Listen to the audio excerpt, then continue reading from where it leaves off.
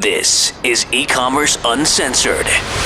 Brought to you by Fast Forward Unlimited. We're coming to you fully loaded and exposed with all the strategies and techniques for growing your e-commerce business. Hey everyone, and thanks for joining us on another episode of Ecommerce Uncensored. This is episode number 88. My name is Kevin Manel, and I'm here with Jason Caruso and Paul Chu. I feel like, Paul, were you on last episode? No, I can't remember. he wasn't. No. Oh yeah, we No, had, you We had, had you had actually, Josh. yeah, no, we actually had the client who we're about to speak about today. she was here visiting us. She was and here we- visiting us, and we did the recording. Now, you guys know that we try to bring you our experiences here so that it makes it a little bit more, I want to say, real. Yeah, totally. Right? Instead of like speaking hypothetically and just saying, just talking, like we think this or we have this theory about that, whatever. And today's episode is going to actually be pretty cool. We met with a prospect, big prospect, and they are going through some things that I think you guys may or may not be going through, but I think the majority of people who have websites or businesses online go through this. And basically what it is that the current agency that they're working with has put a lot of stock in website traffic and how high the traffic has gone since they started working with them. But they're questioning how good or the quality of that traffic. So we're going to get into that. Traffic quality over quantity, I think, is going to be the title. Yeah, because I usually wait till about 11 o'clock at night And after then- I'm done editing, and I text these guys and I say, Exactly. "So, what should the title be?" Right. And then Jason's usually asleep or half Yeah. asleep, and Yeah. But yeah, so we're going to talk about quantity or quality over quantity. quality There over you go. quantity. Traffic. But before we do, as you guys know, I'm still getting emails every day. Just got 2 yesterday. Really appreciate you guys signing up for Klaviyo. So, Klaviyo is our favorite e-commerce or email marketing platform for e-commerce websites. I mean, I just sent out a campaign the other day. It's just amazing what this platform can do. And, I got an email from one of our clients that you don't even know about, Kevin, and she's like, "Oh my God, this email just did awesome. Can we send it out again?" I'm like, Oh, really? Yeah. So, I sent it out again, and it's just amazing how you can see who's buying, how many orders came in from that actual email. Like there are some other platforms that'll tell you that, like, how much it made, but this will tell you exactly how many orders there were and then who they are. yeah, Which is like pretty awesome. and the stuff that they do now is so cool. And after we went to this conference in Boston, we can see how much more stuff is coming down the pipe. Yeah, the with this predictable yeah. stuff is amazing. And It's just going to continue, and you could see by the team that they're putting together at Klaviyo that they're just going to keep going, and they're going to come out with new innovative ways to use email and to predict email. Yeah. And it's just awesome. really great So, stuff. So if you sign up, or if you're not using an email platform, or you have one that's maybe not doing so great, or you need a change, or you just want to go on my recommendation, I highly suggest that you actually cancel whatever the hell you're using and go over to ecommerceuncensored.com/email. It'll redirect you to Klaviyo. You can sign up. They have a free, you can sign up for free, if you have under 200 or 250 and under contacts, but there's a sliding scale for anything over. If you have an e-commerce store, which I'm assuming you do, I highly recommend that you use it because you will make money. yeah, Period. yeah, So go do it right now. yeah. And then And- are you still going to do it? Yes. And send me an email, jason@ecommerceuncensored.com. It's funny because people are signing up and asking me to do their flows. And we had a conversation about this the other day. And we have a whole agency side to this, and our agency is growing fast, and we have a lot of clients, and We have a lot of work, and we just got out of like vacation time, and or some of us got out of. Yeah, vacation you're still in time. it. I'm going today. You're leaving today. I'm leaving today, and then next week I leave. But that's it. I was expecting you to be much more giddy today, knowing that you're going on a golfing trip. No, this proposal we've been putting together has really been on my mind, and like some of the stuff. And anyway, Yeah. and people are getting mad at me, and they're not telling me they're getting mad at me, but like I'll email them a couple weeks later and they won't respond, And I get it. Everybody's business is like the most important to them, but unfortunately I can't, just do these flows that I'm promising everybody like that day. Right. So please be patient. I do appreciate you using our Klaviyo link. It really helps us because they can track where their signups are coming from, and being a sponsor of the program, that helps us. But just don't get mad at me if I can't, do the flows like that day that you sign up.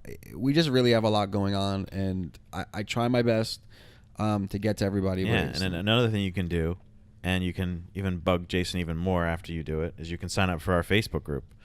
You can go to ecommerceuncensored.com/Facebook, and you can sign up there. And we have a slow growing group of people that we're really engaging with, and I'm even like chatting with people on the side. They're getting some advice from me and things like that, so it's really good. So you can join that. Yeah, that'd be really helpful. And so we are hiring people here, by the way, everybody, because we are getting busy. So we are trying to bring a couple people in here to kind of ease some of that pain or that workload. But anyway, Ecommerce Uncensored, ecommerceuncensored.com/email, and sign up for Klaviyo. And you'll be hearing more about Klaviyo because they decided to continue their relationship with us, which is really cool. So Right, you'll be it was able to awesome. hear that more about us. So getting on our topic today there, young Kevin. Mm-hmm. What the hell was that? Oh my God. What was that? I have no idea. Anyway, Oh, it was the blood pressure sensor Oh. just fell. good thing I don't want to use that thing anyway. That thing scares me. So the other day we've been, for the last, I want to say, week almost, we've been. Well, you've been talking about this client for a long time with me, like just mentioning it here and there, what they're doing, and trying to figure out ways that we could somehow ingrain ourselves in their business for a long time. But you really have been in deep with them for the last 2 or 3 weeks. So I used to work with them. And one of the girls there, who was about my age, I think she's like a year or two older than me. She has a young family. She has she has twins. Two twins, that's a bunch. Married. So when we were working there, I was like the marketing, the marketing something manager or something. Yeah. She's the sales. I'm still unsure what goes on there. Yeah, totally. And I'm the sales, and she was the sales manager, and we were kind of like, equals, just in two different sides of the business. And her and I just always kept in touch because she's always asked me for help. Like they really valued, my background when I was there. It just wasn't the right fit for me. Mm-hmm. But And you would fight with her like you would fight with me, basically. Yeah, Because he's the common denominator. because you guys are exactly the same. You're both thick-headed. When you have something in your head, you don't listen to anybody else. And she's I can talk to you, have a conversation with you for 5 minutes. And you're like, But you're right, Paul. You're right, Paul. He is the common denominator of the whole conversation. Right, and so. Kevin's why everybody quits this place. So it's the same thing. I mean, anyway. So we just kept in touch. I've helped her out with some projects. More recently, they got this quote for like $8,000, and I told them I would help them out for like $3,000. So it's just like, I just kept in touch with her, and she's, we just kind of like, So anyway, I've been trying to work this with her. Like, so when I would do these like other little projects, they weren't big projects. They were like little projects. I would help her do something. Like if their marketing guy was out, I would like just back them up, and they would just pay me whatever. But every time I would meet with her, I'd be like, so what are you doing like with the bigger project? Right. Which usually what I do is like I'll have these little small projects on the side. I'll do them myself, and then the bigger ones I'll bring in because the studio is not gonna like do these little guys, right? Mm-hmm. So long story short, I would meet her for lunch, and Get drunk. the last time. Yeah, I got drunk the last time. I was tipsy. I mean, I had two of those big beers with like 20. It's a lot for you. Yeah, it is. And then you guys came back here and had a few more drinks. Yeah. And then they had lunch again. And then we had second lunch. But so this company is they're very loyal to the people who they work with, and they're very scared to make these sort of decisions. So it's a very like slow process. So her and I went out to dinner, went out to lunch like what, 3 times maybe? Yeah. Maybe 3 times. Yeah. And then finally, I said to her like, hey, why don't you guys come talk to us and, let's see if we can work together, and they're being charged like a lot of money for their monthly retainer. She came in with the director of marketing. They really liked what we had to say. They really liked us, obviously, or they wouldn't be talking to us, I guess. And, one thing that they are like a sales organization, right? Like she is, you see how she is. Yeah. Like she's very, very pushy. Yeah. And I imagine her close rate is pretty good. She's good. She's good for that position, But, and their marketing, the people they're using for marketing are talking about all this traffic the website is getting, and it is getting a lot of traffic, for what they are, right? But their leads aren't getting any better. I think it's always the case when we have clients that come to us and they tell us that they're using like say this big marketing firm with 100 200 people on staff, and they say, okay, this is how much we're paying. We're like, okay, let's try to evaluate what they're doing, and because we kind of base it on what we do, and when we look at it, we're like, okay, what are these people actually doing? And basically what they were showing them is just a massive amounts of traffic that were coming to the website. Massive, I mean, on a smaller scale for what they do. But the topic of this podcast is really like, how valuable is that traffic? Because we here could drive thousands and thousands of people to any website at any given time. Hundreds of thousands, But really, what is that worth to you? I'm sorry, I don't mean to cut you off, but I'm going to forget this. I was just writing up her proposal for her, right, before we got here on the podcast. And, this is like the whole thing between like paid traffic and organic traffic. Like, what's more important? What's better, right? Everybody thinks, or everybody like gravitates to organic traffic because it's free. The problem is Google decides, Bing, whatever, Yahoo, they decide who should see your website, right? Whereas in paid or with paid traffic, you decide who sees your website. Yeah, totally. And when we actually evaluated their traffic, I just put their website into a little tool, and I could see that a majority of their just organic traffic was going to these, almost... They're going to a blog post for a product they don't even sell. Right. Or like outdated information from like 2017 or whatever. That doesn't really matter anymore. I thought it was funny. We had that interview while we were in Clavio, Boston with, I forget which guy, which person, but we were talking about, how people have adjusted because of Google's algorithm when it came to the pop-ups on their website. And it's funny because you jumped in, you're like, and he was kind of explaining it, and you jumped in and you were like, you know what I say? Like, screw Google. Right. Forget them. Right. Don't let them dictate the traffic that's going to go to your website.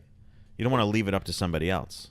Yeah, and look, free traffic's nice. Yeah. It is. And you don't have to pay, but you have no control over it. Right. Russell Brunson talks about this a lot. He talks about like traffic you own versus traffic like you can't control, and and it's the same kind of thing. It's like, just getting 100,000 people to a web page, it's not enough, right? Like you have to get the right people. Plus, they could take it away at any point. They could take it away at any point, right? They change an algorithm. There's plenty of instances where people have gotten, or their businesses have completely changed. It's another reason why I don't ever recommend, creating an Amazon business, quote unquote Amazon business, because Amazon can take away your business at any time. Not saying it's bad to sell on Amazon. It's just that if you're gonna bet your life, saving, or not your life savings, but like your future, you can't do it on a platform like that. You got to create your own brand. And look, there's plenty of people who've made a lot of money on Amazon. I get that, but the majority of people don't. Yeah, and you're just when you're relying on search traffic, you're just kind of like sitting, waiting, and hoping. Yeah, that the right people come to your website. You can do things like SEO, like whatever, in quotes, SEO in quotes, whatever the hell that means, you know. But yeah, and I think they put a lot of value on the SEO of their website, which is good. And we're not saying that SEO is bad. No, because we're not saying organic traffic is bad. We wouldn't change that. Right. But what we're talking about is having more of a strategy, right? For example, you looked at those pages, and we always tell e-commerce people, create blog posts around problems or products that your audience is looking for, right? Because, you know, Google will pick it up. And if you do it right, you could get a portion of those people being the right people. But what's more important than that is analyzing the data and then reacting to it, right? I used to always tell people that, like, one thing that I felt like I've always done differently is, like, instead of like making decisions on how I feel or you know how I woke up and I had a dream, whatever, you make decisions on what the data is telling you. So, for example, the most viewed page on this particular website was something to do about shows in 2018. Well, in the proposal I wrote, you see all this traffic going there. Why not have, like, schedule a demo at this show? Yeah, and that's another thing I was going to say is, like, once you see that traffic, try to figure out what you can do to exploit that traffic. Don't just try to get more and more and more. Try to optimize where those people are going to actually see, because then you can start to see if you have a form on there, a lead form like you're talking about, and people aren't signing up, you can see a ton of people going to that page and they're signing up, but like, okay, those aren't the right people. Even though we're getting traffic to that page, those aren't the right people going there. Or what you're asking them to sign up for is wrong. In this case, it was a completely different product than on the landing page. So, you really have to pay attention to that. You have to really look at your analytics. And I think business owners, I remember my buddy who had this very, very successful electrical company, right? It's like multi-million-dollar, electrician. And I went to his office, and he's like, you start a business that you really like doing. I loved doing electrical work. He said, and now I own this thing, and I never do electrical work. I'm like a psychologist. I got to do accounting. I got to worry about my computers. He's like, and I do nothing that I love to do anymore. And I think that business owners, even e-commerce business owners, right? Like, they do what they really like to do, but they don't look at the back end stuff, like the analytics, and then make decisions and around what those analytics are telling you. Like, don't make decisions because you feel like emotionally about something, or you have to do what you have to give your customers what they want, and or pretend that you're giving them what they want and give them what they need. Well, I had a conversation with a guy that's in our Facebook group, Johnny. How you doing, buddy? We've been chatting back and forth on DM, and we've been talking about his business that he's starting, and he pretty much created like a general store that he's trying to, promote with Facebook ads, and he's constantly, trying to refine the targeting.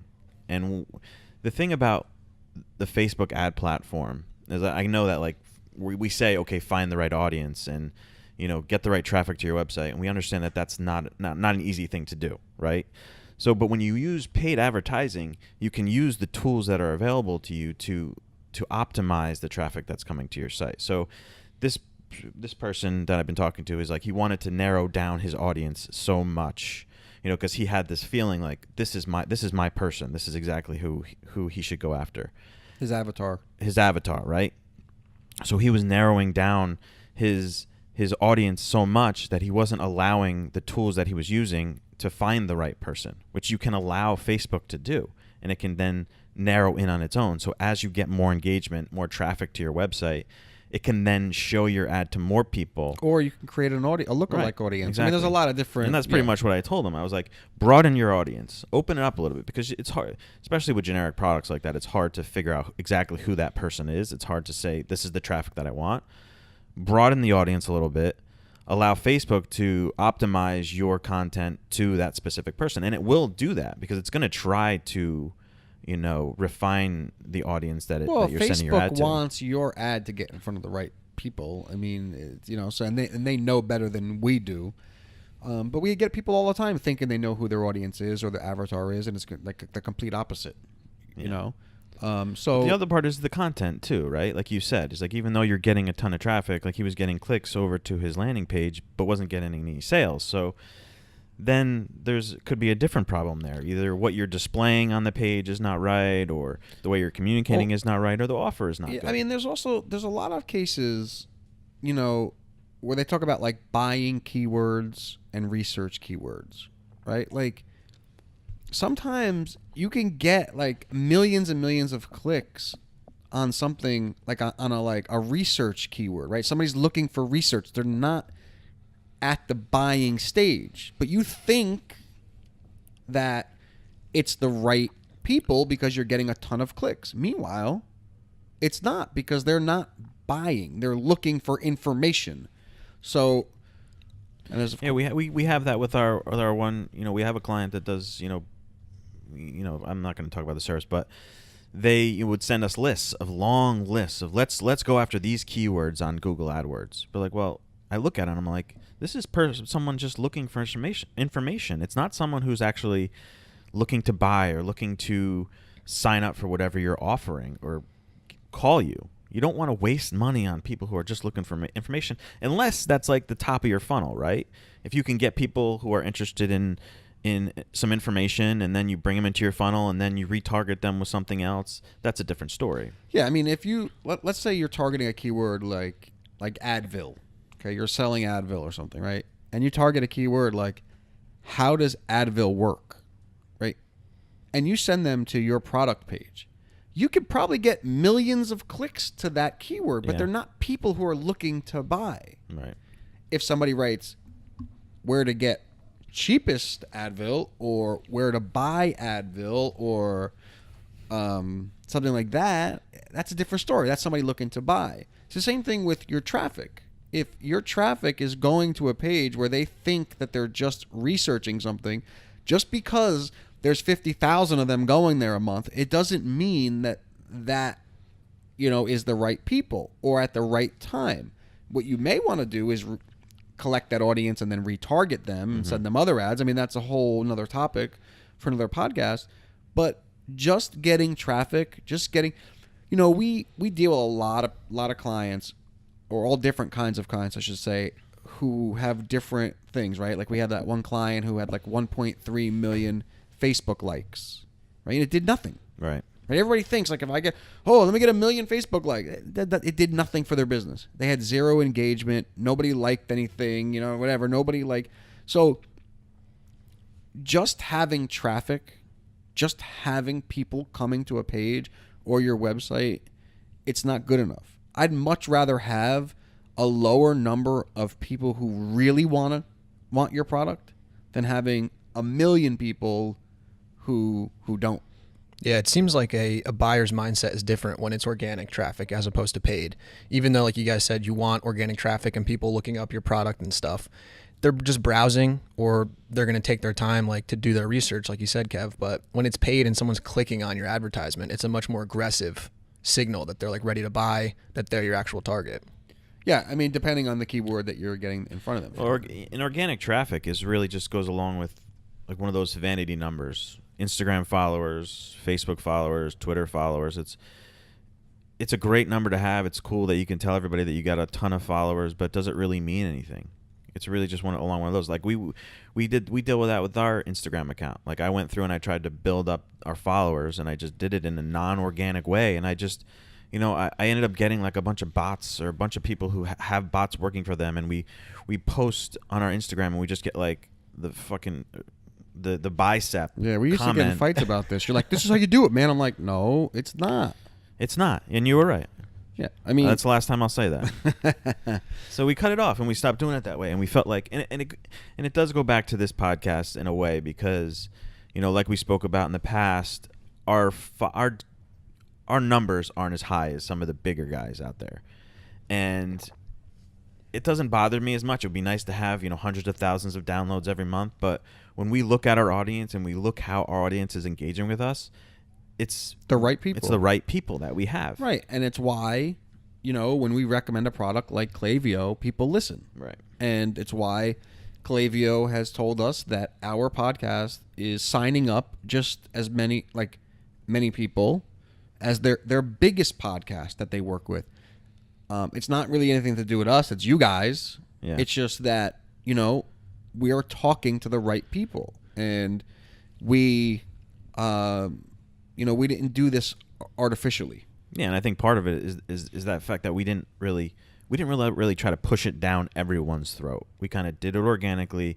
We posted content on a regular basis. We did almost quit a few times, but we did keep going, and we kept pushing out content on a regular basis. And I think that's what gave us the ability to grow that organic, really strong audience that we have now. Yeah. So quality over quantity. Now, let me just make just one little, a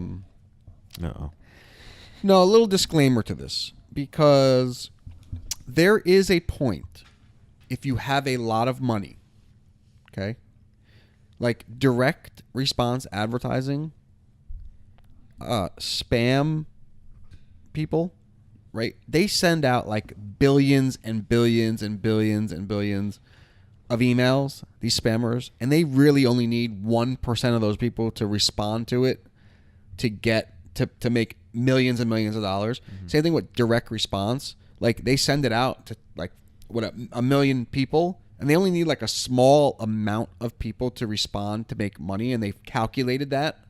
So there is a point where it just takes a small percentage of a big number. Yeah. To actually, make some money.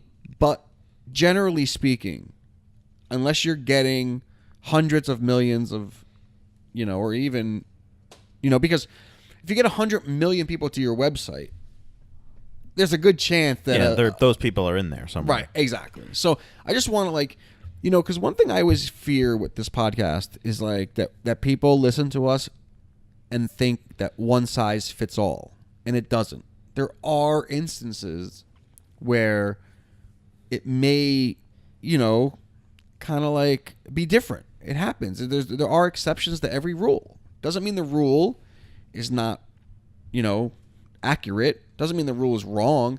It's just that there are times where, it doesn't exactly follow the rule. Well, I think that this client that we're talking about, this potential client that we're working with, this traffic could be the right traffic. They're just not using it correctly. So right. That's kind of like what the first things we would do is evaluate whether or not this traffic is worth, continuing to get more of, or, changing the direction and using more of a paid advertising campaign. So yeah. We don't quite know yet. But just to look at a number and give a report to someone and say, look at how much traffic we got this month. Isn't this great? Right. So. Exactly. So anyway, before we go, our sponsor, Klaviyo, if you want to stop what you're doing, actually you should. Don't think about it, just do it. Go to ecommerceuncensored.com/email and sign up for your free Klaviyo account to get started right away. And then contact Jason and burden him with, burden him, but give him some work to do. And I'm going away, so I won't be back until next week. So you're listening to this on Thursday or Friday-ish. I will not be returning until next week, so don't get mad at me if I don't get back to you right away. So join our Facebook group so you can bother him while he's on his golf trip. Go to ecommerceuncensored.com/Facebook to sign up for that. And that's it. Is that all we got? That's all we got. And this has been episode number 88. Thank you guys so much for tuning in and listening. And we'll talk to you guys real soon. Later. See ya.